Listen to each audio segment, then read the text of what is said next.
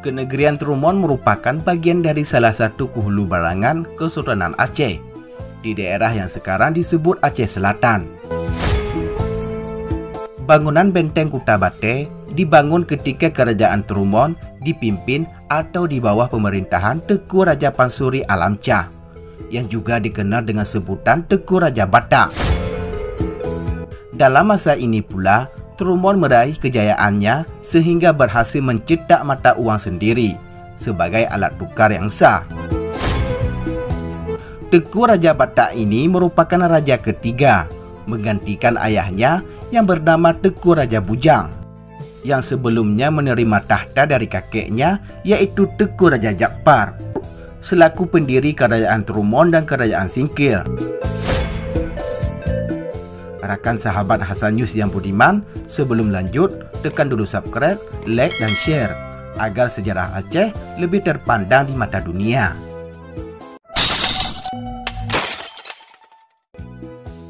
Selain berfungsi sebagai benteng pertahanan ketika diserang musuh, benteng ini juga digunakan sebagai kantor pusat pengendalian pemerintahan oleh raja. Di dalamnya juga terdapat istana raja dan sebuah gudang tempat menyimpan barang-barang penting milik kerajaan. Luas bangunannya sekitar 60 x 60 meter dengan tinggi sekira 4 meter. Sedangkan tebal dindingnya mencapai 1 meter dengan 3 lapisan. Dinding bagian luar terbuat dari batu bata, kemudian pasir setebal 30 cm dan dinding bagian dalam terbuat dari batu bata tanah liat. Di sekeliling benteng terdapat balai sidang. Balai ini biasanya digunakan untuk kegiatan rapat atau sidang-sidang adat kerajaan yang dipimpin langsung oleh raja. Selain itu juga terdapat rumah sula atau penjara.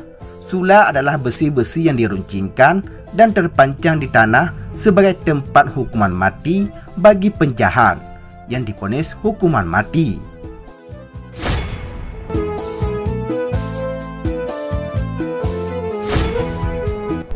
Menurut almarhum Haji Muhammad Said, dalam bukunya Aceh Sepanjang Abad menceritakan, Kerajaan Trumon didirikan oleh seorang saudagar sekaligus pemuka agama berasal dari Mukim 25, Kabupaten Aceh Besar dalam abad ke-18.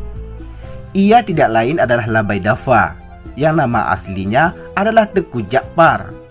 Raja ini sebelumnya mendirikan Kerajaan Trumon dan Singkil, sempat belajar agama Islam di ujung Serangga, Kecamatan Susuh, Aceh Barat Daya sekarang, sehingga meraih gelar Labai atau Tengku, panggilan ulama dalam masyarakat Aceh. Nah, demikianlah liputan singkat Habah Hasan News. Semoga sejarah cagar budaya ini dapat selalu terjaga. Jangan lupa share dan komen di bawah.